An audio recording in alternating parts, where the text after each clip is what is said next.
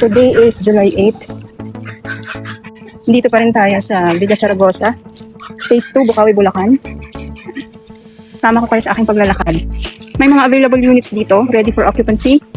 Papakita ko sa inyo yung available sa block 129 hanggang 132.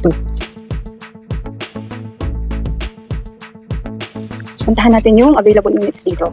Merong isang corner unit sa block 129. Pupuntahan din natin yun.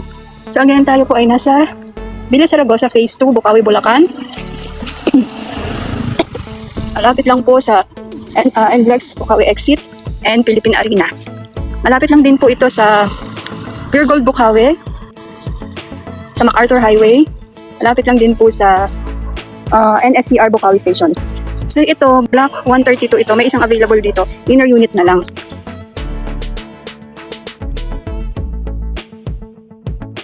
Ayan. Ito po yun. Discuss ko po yung price sa unit na to. Ito yung block 132 na walang katalikuran po. So total contract price nito ay nasa 1.7 million plus. Ang reservation fee ay 10,000. And ang kanyang total or gross equity ay 476,200 payable in 6 months. Kaya ang monthly po nasa 79,366.67. Sa amortization po, ang monthly naman po, itong kagandahan, maliit lang po ang monthly amortization, nasa 8,160 lang po. And then maliit lang din po ang required income, nasa 23,315. Although, yun po kasi ay para sa 30 years to pay. Kung tayo ay above 35, mas mag-iiba po ang computation. And puntahan natin yung isang corner unit na nag-iisang available dito sa area ng 129 to 132.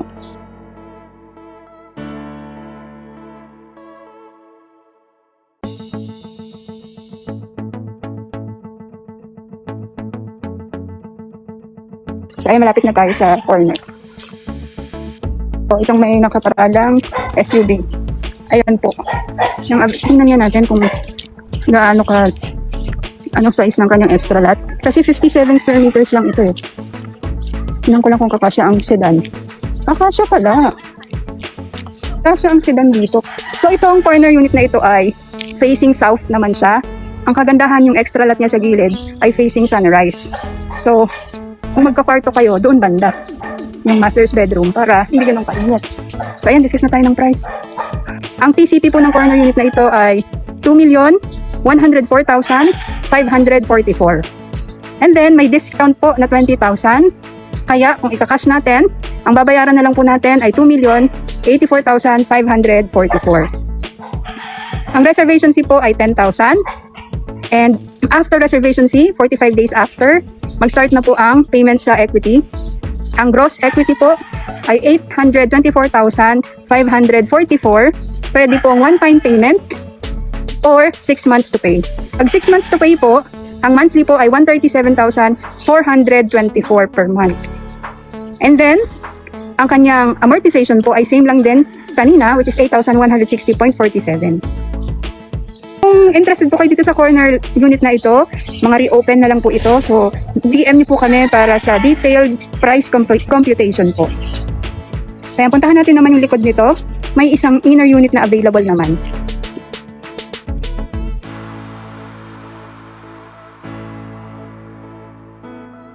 Ayan, ang ganda ng renovation niya. Simple lang, pero maganda. Mga inner unit, ma'am, is 36 square meters ang lot area.